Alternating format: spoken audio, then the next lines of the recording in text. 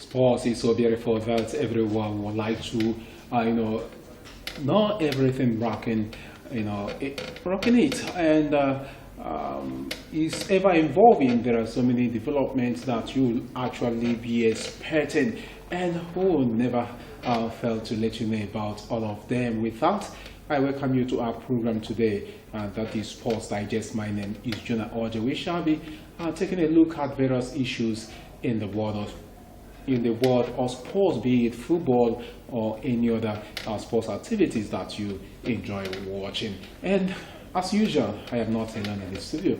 I have my guest. Gentlemen, it's good to have you today. It's my pleasure to be here. Another Saturday, another weekend, another time for us to digest the events taking place in the world of sport. So I'm glad to be part of it once more. All right, so our viewer cannot wait to get to know everything that is happening. Never. Of course, every day, events keep popping up in the world of sports, and people want to get the first-hand information. I think that is what we're prepared to do right now. Okay, we are prepared to do that right now. We want to start with the Super Eagles of Nigeria. You know that this year and in June they will be engaging their opponents in the 2019 African Cup of Nations, but they are yet to know their actual opponents that they will be facing during that African showpiece. But the coach is using that opportunity to assemble the squad to make sure that he presents a solid squad that will be able to give Nigerians what they are expecting during the 2019 African Cup of Nations slated for Egypt. And a couple of new guys have been incorporated into the Super Eagles squad. They have been given the opportunity to actually, participate in various matches, such as the qualifiers, such as that international friendly match against Egypt. And the coach of the Super Eagles of Nigeria, that is Ganacha, has taken his time to look at his squad so far and made a statement that the squad is 69% ready for the 2019 African Cup of Nations. A couple of new players have been, incorporated into the Super Eagles squad to the delight of football fans in the country. All right, Ike, Ganacha saying that the Super Eagles are 69% ready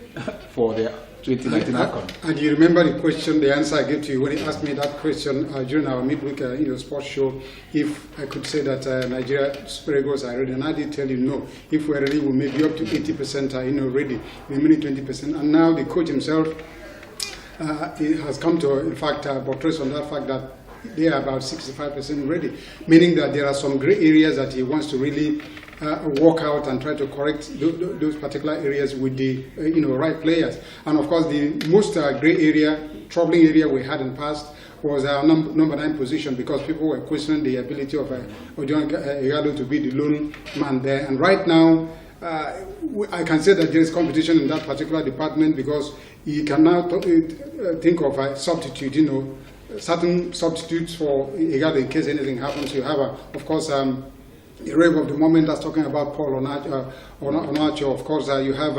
Onyekuru and the rest of them. So in that area, he wants to now, try to make sure that we that particular department is, in the bag. We have one or two players that can really take us to the Nations Cup, and some other departments, including the goalkeeping area and of course the defense line. So if he says we're 65% ready, you just have to take him seriously. Maybe there are things he still wants to do with the team before we can now say that we are 100% ready, for the Nations Cup. All right, in the sports that actually prosecuted those two games against our Seychelles and of course an international friendly match against Egypt, we did not see Kelechi Iheanacho in the squad. And before now, the coach of the Super Eagles, that is Ganacha, has actually brought out his time to tell Kelechi Iheanacho that he needs to improve and he needs to play more regular games in his club, Leicester City. But yesterday, the new coach of Leicester City, Brendan Rodgers, has actually come out to say that Kelechi Iheanacho has all it takes,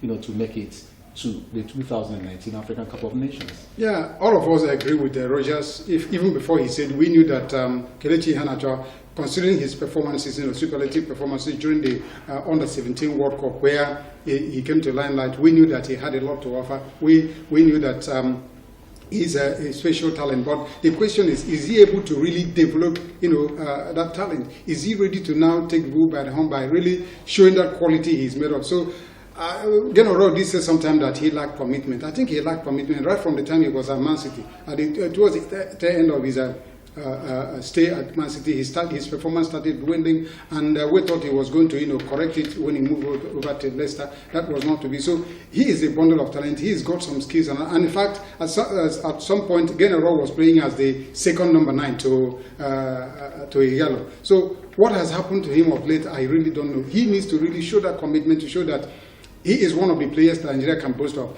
If you had a Kelechi Iheanacho last year or two, you wouldn't be thinking of Onyekuru or Onuachu or even Taiwo Awoniyi to be those who are going to give a competition to Igalo. You would have said naturally to rest on Kelechi Iheanacho. So he needs to up his game. He needs to really show that talent for which he is known for. Otherwise, the way things are going, you can't ignore those who are really, laying the goods. I mean, the golden eggs, and then take somebody who is not performing at all. Okay, somebody who is not performing at all. One will now draw his attention to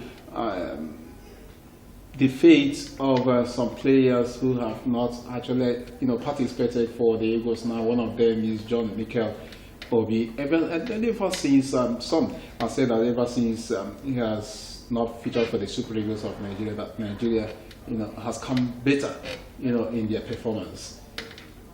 Are we seeing a situation Mikel might be dropped? I don't foresee that, because I know, given by the antics and the body language of Gennaro, the head coach of the Super Eagles, Mikel Obi still has a place in Gennaro's team. He's not been convinced, entirely with the performances of those who are playing, deputizing for Mikel Obi. Let me use that word, deputizing, because at some point he plays Alex Iwobi. At another point he plays Simon Moses, and another time he plays John Ogu. Another time he plays Ogenekere Etebo, telling you that he still has a place. But for Mikel Obi, I don't think anything should be taken for granted right now. If he could go ahead playing about 4 or 5 matches without him and achieving results, it tells you that at some point he might still do away with him. But as he stands now, I know that Gennaro still has a place for Mikel Obi as far as that Super Eagles team is concerned, except they continue to improve on their performance from the Libyan game and then the Egyptian game, because in the match against Egypt, I think John Ogu showed some quality. He showed some stability in that midfield, coupled with the fact that the likes of Paul Onuachu could also at some point come into the midfield to really help out, and we could see in that match against Egypt some free-flowing football kind of from the Super League, even though not 100%, because there are still areas technically they were lacking, which I will pin down to lack of cohesion, lack of synergy, because they've not been playing for a long time. I could see that when they play for about 2-3 weeks together, they could really blossom into a team that will have that understanding. But right now, I still maintain that Mikel Obi has a place in the team of Gennaro. Okay. All right. We want to go over to the issue that affects the Under-17 of Nigeria, the 17 team of the country. That is the Flying Eagles of Nigeria. Very soon they will be participating in the Under-17 African Cup of Nations qualifiers. But we want to tell you that the Golden Eagles coach Manu Garoba is actually saying that he feels like he has been abandoned as the build up to the Under-17 African Cup of Nations continues. He said he was speaking against the background of the MRI test needed to be done on his players to verify those who are within the age limit. With less than a month to the tournament in Tanzania, Coach Garoba said without the MRI test, he could not pick a team.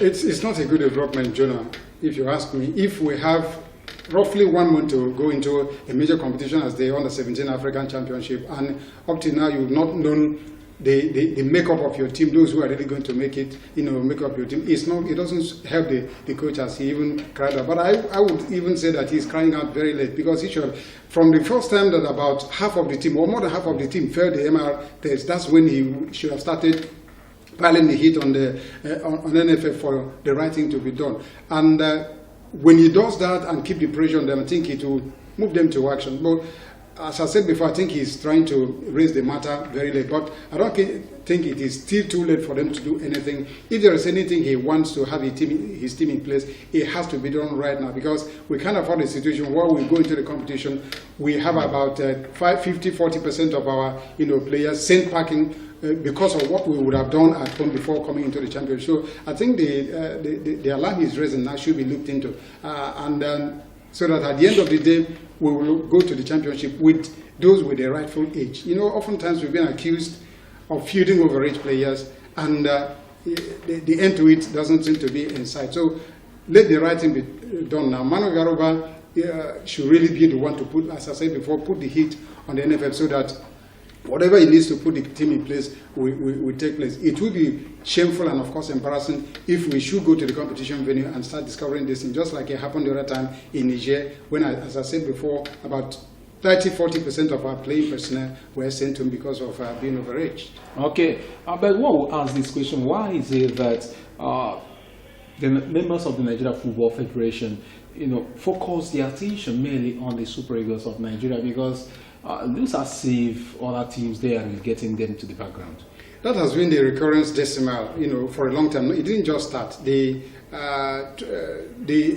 way that the NFF, treats some of the age-grade teams, including of course, the women football, they pay more attention to the Super Eagles because I believe that they think that that's where much international attention comes, and then maybe that's where FIFA will want to, give them some more money, and then sponsors will also bring in the money. That is the only attraction. The monetary, reward, the monetary aspect of it is what has made NFF to really focus more attention on the Super Eagles. But that is not the way it should be. All the national teams deserve every attention that they need in order for them to perform very well. As far as they are representing the country, whether they are under 17, under 20, under 23 and all that, they are the national teams.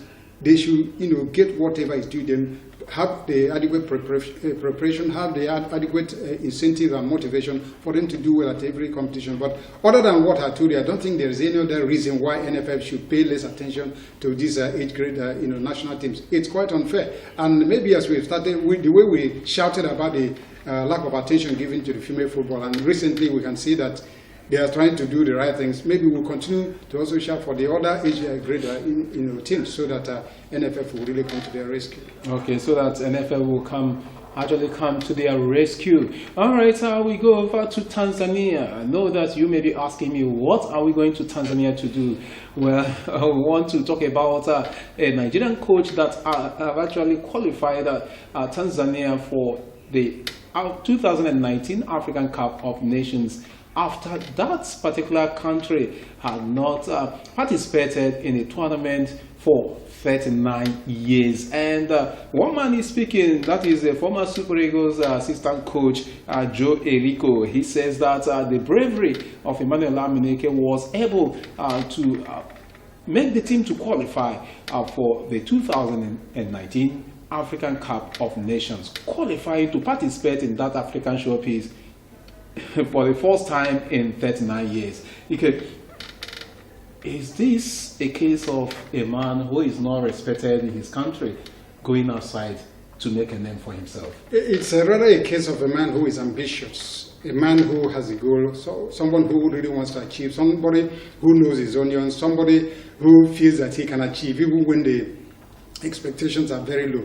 Here he gave condition when he led us to world victory at the under-17 World Cup. He told him that he knows himself that he should move up the ladder. But instead of us paying attention to that, we demoted him by asking to be, take over. I think the assistant coach, coaching, coached the under-20, then under-17. Under-17. And then he said he wanted to, progress, as everybody who has achieved would want to. But he was ignored for reasons best known to those running football in this country. So when he achieved that feat of qualifying Tanzania to the Egypt 2019, in almost 40 years, I was so elated, John. I must, tell you that, because his case is like that of the Newcastle coach, talking about Rafael Benitez.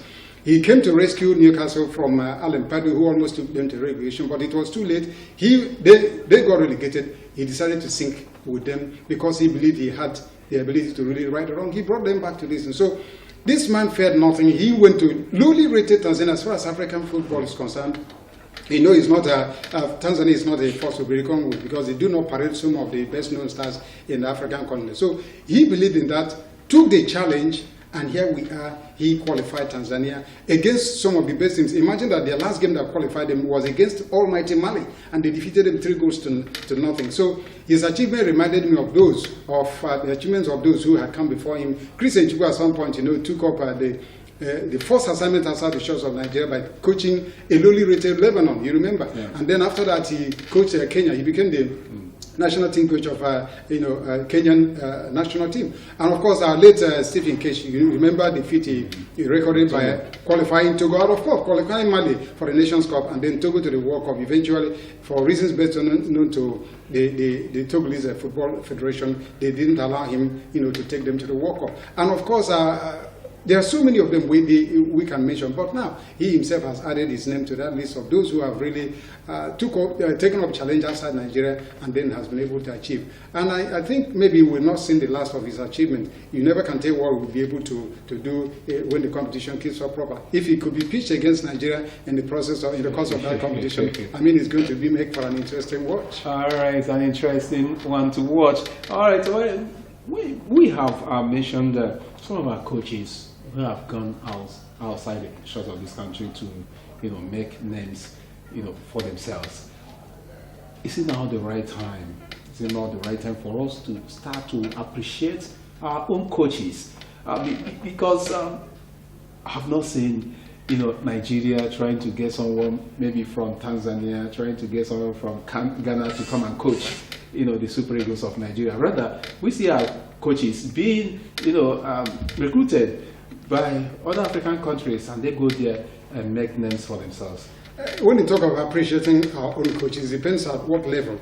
Is it to the point of maybe handing them over the coaching of all the national teams, or I just don't know, because if it's appreciating what they're doing by cheering them up, I think we've been doing that. That's why in most of the leagues now in Nigeria, they are being manned by well, at times we notice that members of the Nigeria Football Federation don't give them, you know, the kind of respect that they deserve. When you take a look at the kind of treatment that are being meted to them, their salaries being owed, and all the rest of their bonuses, that does not happen when they have a kind of foreign coach like we have seen in the personal organization. I tell you, the thing is that the coaches themselves are not helping their matters because they make themselves inferior by the kind of arrangements and agreement they enter into, the kind of contract they go into.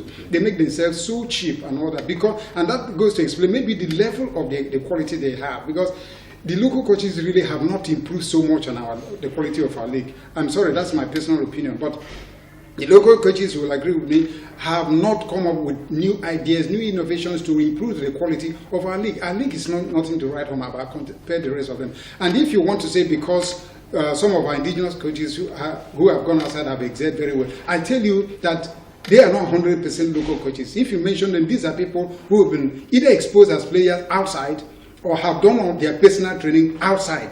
You know, you understand what I mean? Yeah. Keshi played most of his professional career in Belgium, Anderlecht, and of course the Victoria Setúbal, including later Rashidi Yekini. So by the time he got his license, nobody knew what he was doing. He did it outside, and of course he was rated and graded. The same thing happens to, if you talk of Sunday Olise, he's been doing his FIFA, badge training before he started coaching the Super Eagles on his own outside. The same applies to Amuneke. He at a point he decided to take his personal coaching, courses outside Nigeria where things are modernized. So if you go by that, assertion, you know that our indigenous coaches, 100% our indigenous coaches have not really, as I said before, brought that quality to improve our league. And that accounts for even the kind of performance our players are putting up. For instance, last time, maybe you come to that, that's talking about the CAF Super Cup.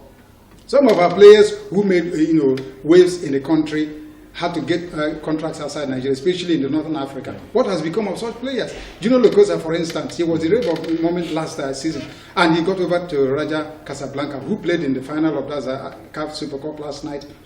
Do you know that he was not even dressed up for that match? He was not on the reserve bench of that match. So what has happened between then and now, just in the space of 8 months? So what has happened tells you that what we take from the local scene here do not really match what obtains outside. So that is just the coaches here in the country have not helped their matters, because they go into certain contracts or agreement that cannot, hold water anywhere in the world. And so entrusting them with larger responsibilities won't do that with a lot of skepticism. Okay, well, we'll have to do that with a whole lot of doubts.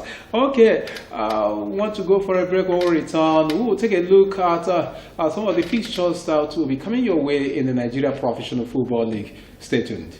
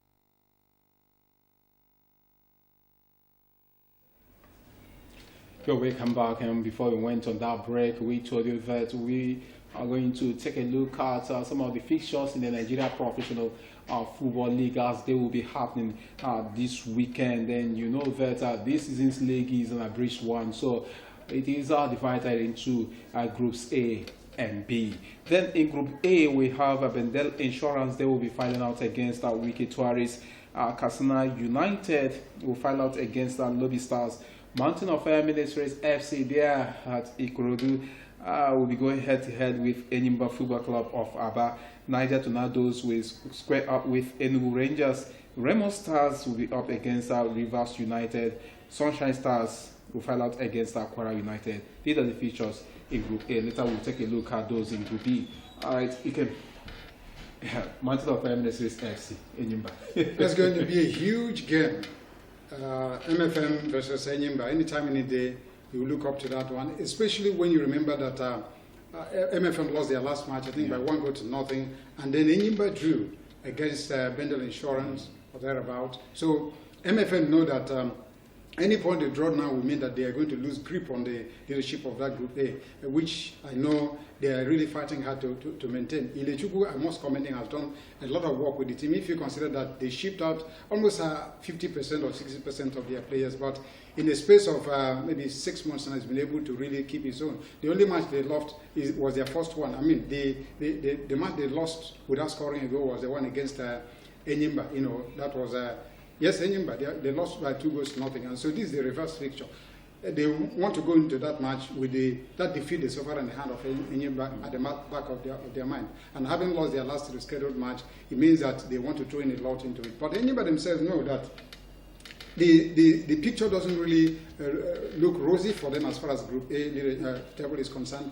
I think they are second on the table, but they played more matches than some of the teams in that group. Lobby Stars have about 4 matches left. Rangers have about 5 matches in hand. So it makes it difficult for them now to want to drop any point at this stage of the competition. But against MFM, I know it's going to be an Hackline times, but it's also surmountable. All right, it's also surmountable. Then Katsina United, Lobby Stars drew at home. Yes, against Niger Tornadoes. Are they going to use this opportunity to salvage what was lost? That's just the option for them. They have no other reason, any other option than to try to salvage something from that, because unexpectedly they drew that match. In fact, they were on the verge of losing that match because Niger Tornadoes were leading them 2-1 up into the 94th minute of that encounter at our Paikris Stadium. So one would have thought that definitely they were going to put the 3 bags in the kitty, but they failed to do that. So with that at the back of their mind, they are really going to fight to be able to take something out of. But against a side as strong as your opponent, I know it's not going to be easy.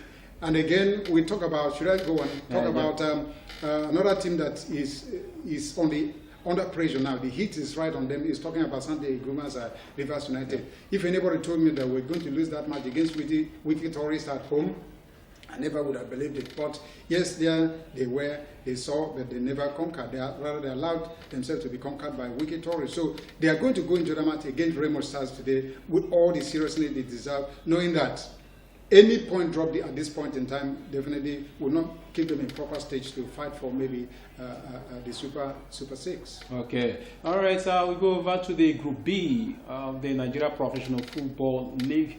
And there you have Abia Warriors. They will be fighting out against Nasarawa United. Ekanemi Warriors will fight out against Akwa United. Gombe United will be up against Yobe Desert Stars. Heartland Football Club of Owerri will be up against Kano Pillars. Ifanyoba FC will trade tackles with Plateau United, while it will be a clash of the new promoters, Kada City against Goran FC.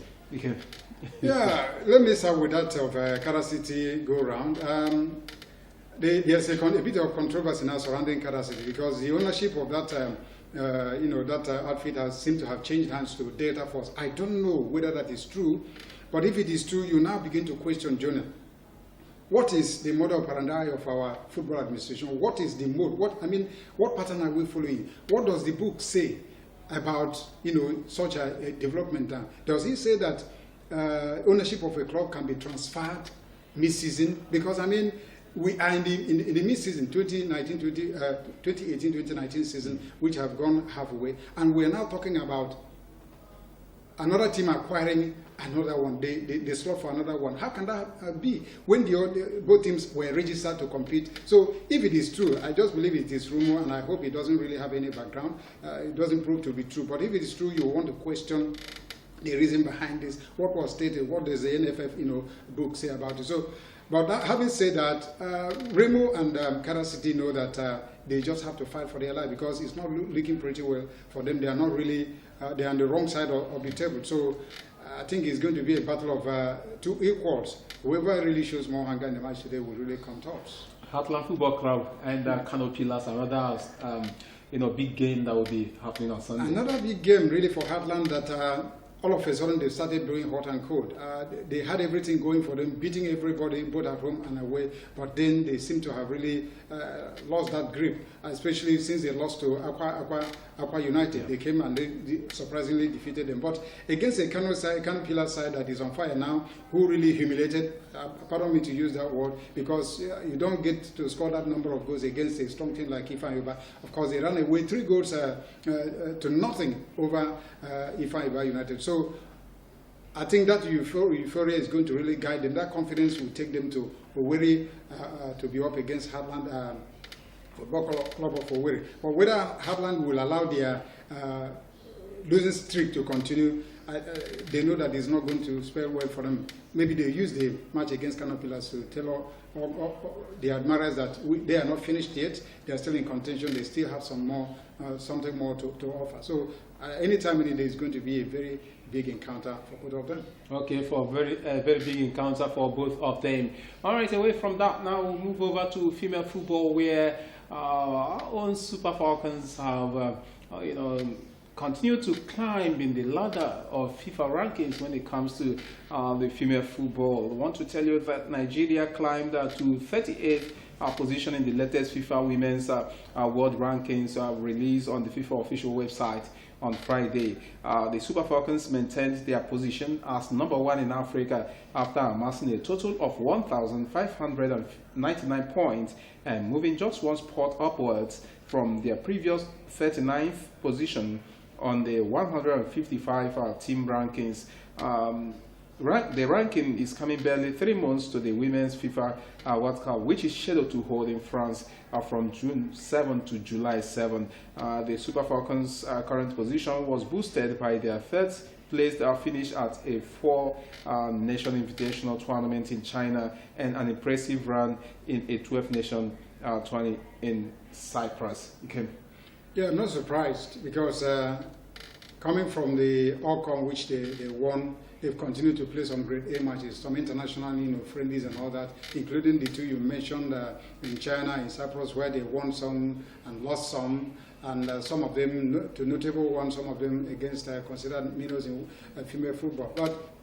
And they have been busier of any of the African women football teams since Ocon in Ghana. They've been busy. Either they are playing at home or playing against in a male club side, or they are honoring invitationals and all that. So they've been busy, and they're going to be busier if you consider the calendar that the NFF has really put forward, that they are going to even engage in more competitions like friendly with Canada, and then possibly a team from Iceland. So I think I wasn't, surprised by the outcome. I would have really expected them, maybe if they had won some of the matches during the invitationals, I think their ranking would have even been better than it is.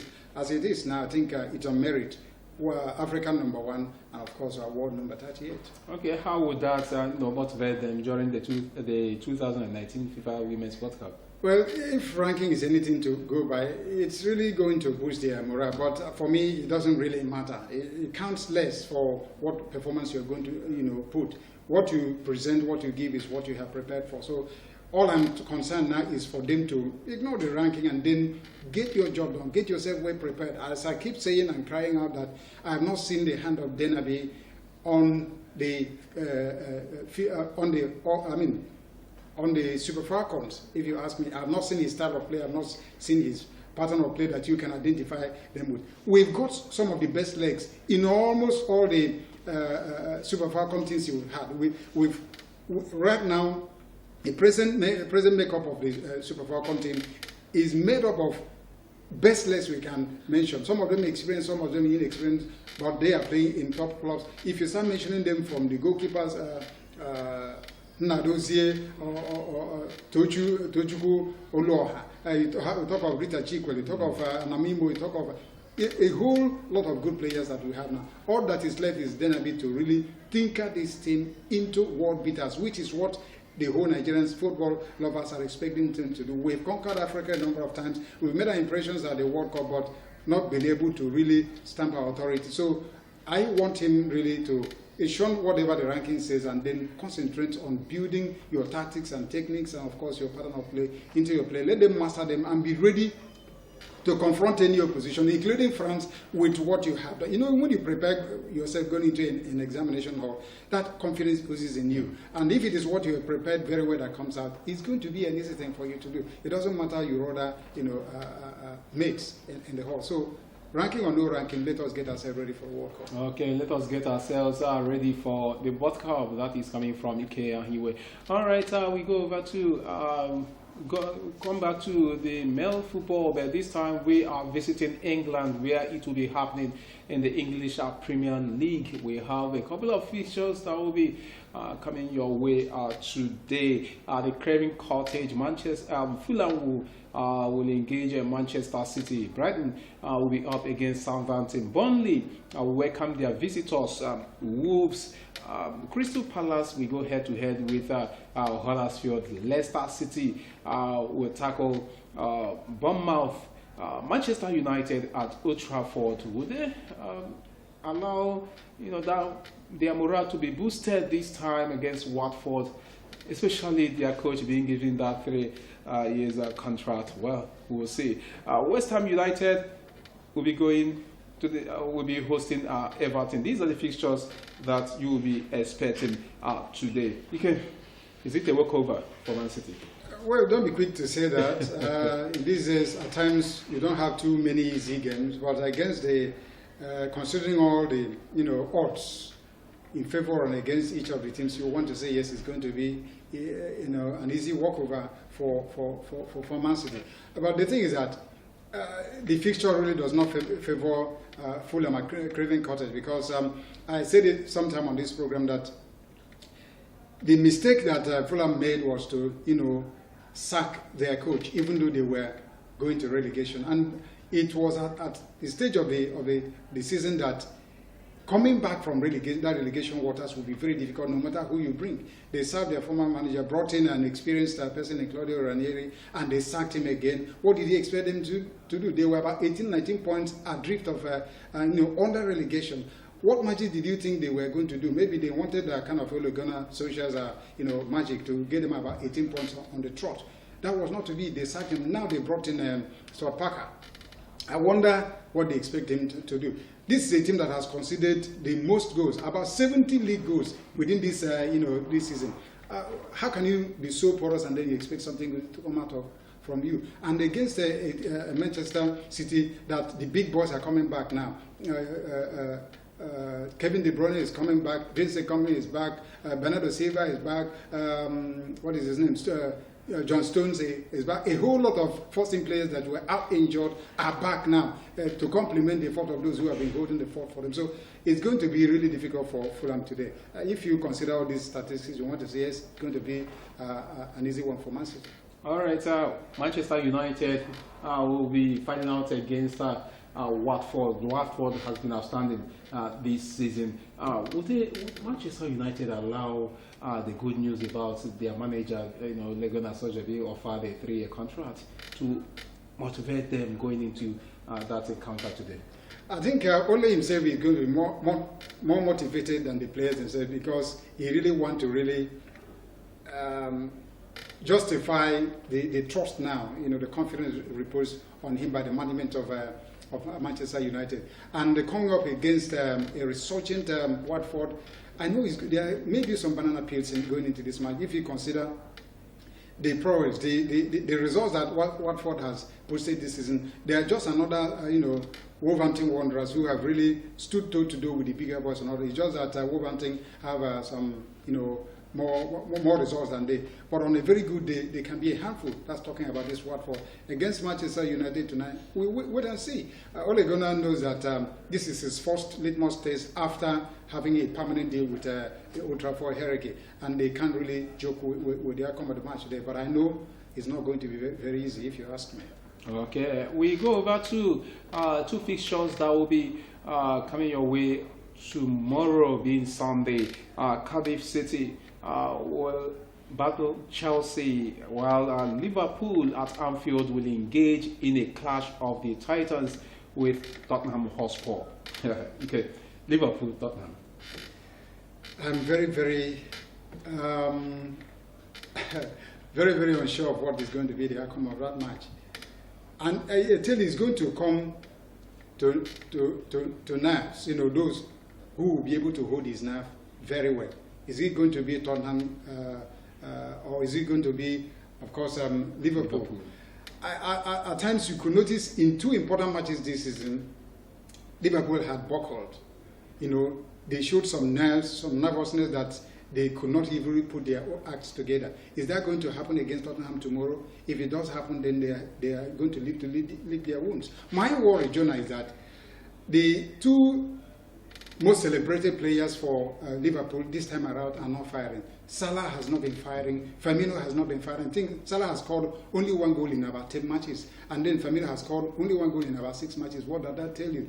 But for the prowess of Sadio Mane, who is the unsung hero of that side, so one who has not been celebrated very well. And he has been the key man for Liverpool this season. I think Liverpool would have even been struggling for a top 4 finish if you ask me. But for the boots of Sadio Mane. So these other top ranked players, Salah and Firmino, you can agree with me with the stats I gave you, have not really been helping the cause of Liverpool. So what is going to happen tomorrow? Are they going to come to a party tomorrow? If they don't, then the audience will rest on Sadio Mane. If the weight is too much for him and they in his cage, which means Liverpool are going to come home with nothing. But Tottenham, Mauricio Pochettino knows that some result never went his way, and he knows that playing against Liverpool, he really has to make a statement. The way he made against Manchester United under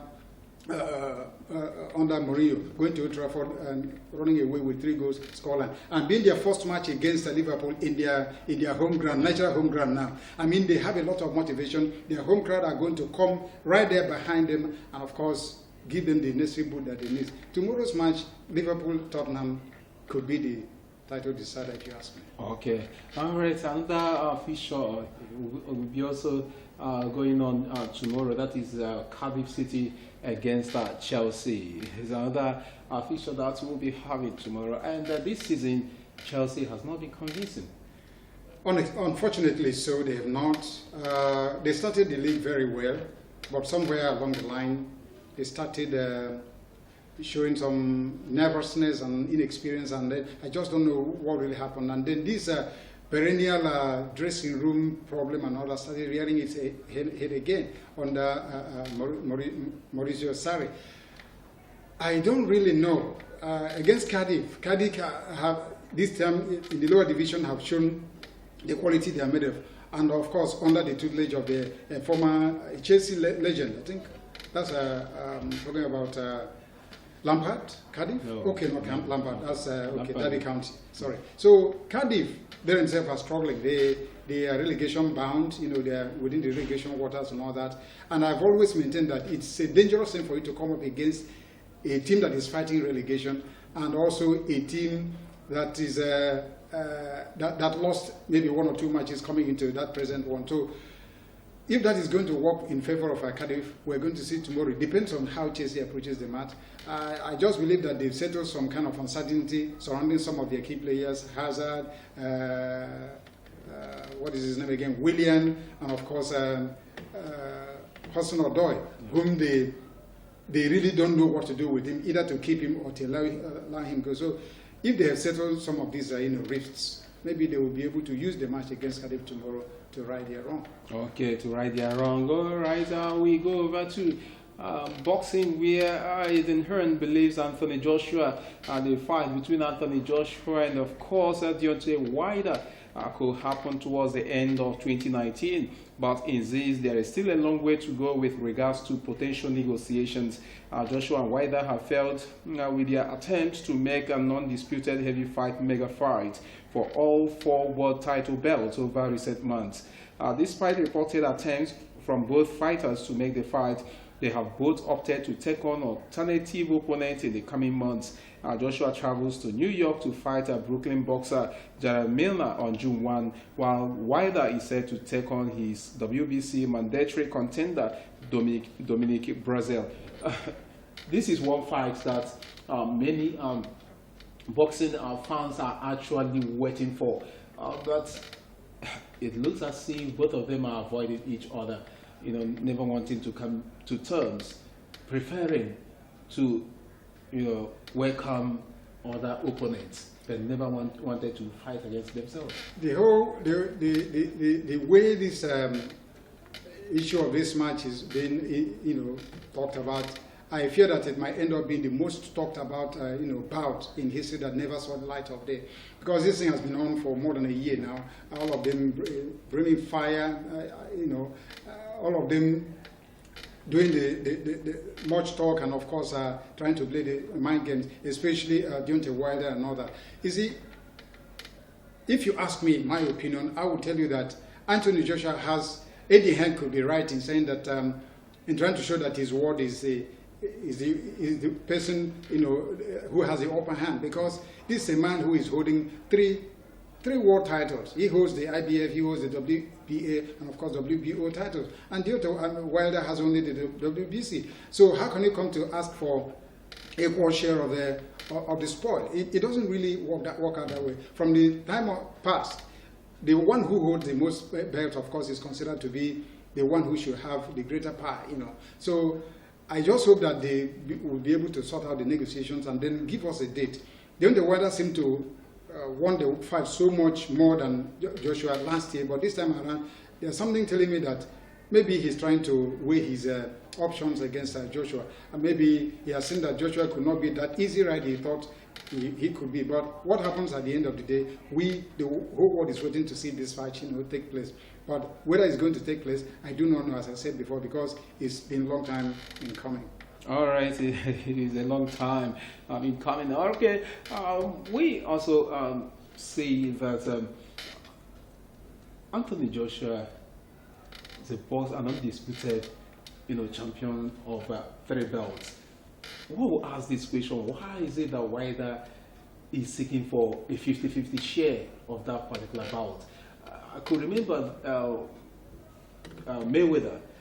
Even at times he will tell you will take 30%, I will take 70%, or you will take 40%, I will take 60%. What actually prompted Wilder, who has only 1 belt, to demand for 50-50? That's what I don't understand. Maybe telling me that he is really trying to chicken out of the whole negotiation, because I remember sometime last year when he wanted to fight more, he did say that he wouldn't mind taking up 30%, 30% of the share, that he would even go to anywhere and fight Joshua. But all of a sudden, after his back, I tell you something, Deontay Wilder may have been exposed. Some of his weaknesses have been exposed. After the fight with Luis Ortiz, the Cuban who floored him in the 7th round, and again against the Gypsy King himself, that's talking about Tyson Fury, who also floored him in that match. And of course, though they ended up, in a unanimous split decision. So I tell you that Joshua must have really studied this man, as he said he has, and then with these 2 fights must have been able to notice some of his weak points. And I think Wilder himself must have also noticed that, and then trying to bring in some hard and untenable options, because since I've been following boxing and all that, since the days of even Muhammad Ali and of course Joe Frazier, you talk of Tim Witherspoon, you talk of Mike Tyson, you talk of George Foreman, and all that, the one who holds the most titles definitely will always get the higher portion of the pie. So coming to say it should be 50-50, when you're coming up against, you hold only 1 world title, that is WBC, against someone who has fought and defended 3 world titles, and then to talk of equal share, it doesn't really hold water. To me, it sends a signal that either Deontay Wilder is not all that loquacious again about the way he was going to beat Joshua like a baby, and then is trying to really chicken out. I'm not saying chicken out, maybe dodge the fight somehow, because Eddie Hearn definitely will not be prepared for them to to share the spoils equally. All right. Okay. With that news on boxing, we come to the end of our program this afternoon. We want to thank our viewer who was there throughout the lifespan of our program for today, and I will also thank Ethan Hiwe for coming to the program. Gentlemen, it's good to have you. Thank you very much for having me. All right, I will also thank those who really worked up behind the scenes, such as Chinedu Okafor, and of course Temple Ibekwe, and I will not forget Samuel DK, who actually contributed and make sure that we were seen on Tube this afternoon. We'll come your way by next week, Saturday, to take a look at everything and every development that is happening in the world of sports. But for now, I want to say goodbye.